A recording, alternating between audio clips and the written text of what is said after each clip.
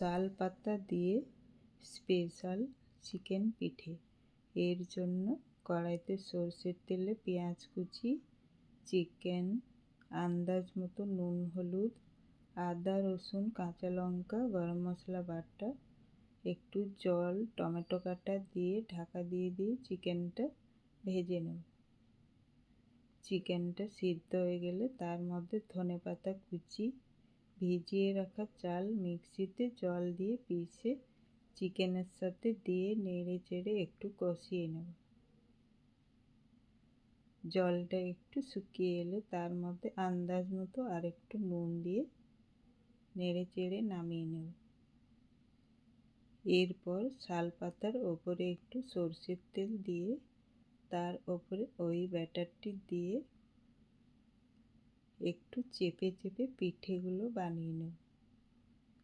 আর একটি পাতার মধ্যে সরষের তেল দিয়ে ঢাকা দিয়ে কিছুক্ষণ রেখে চেক করে নেব। এক পিঠ হয়ে গেলেই উল্টো পিঠটাও এইভাবে পাল্টি করে ঢাকা দিয়ে কিছুক্ষণ রেখে নেব।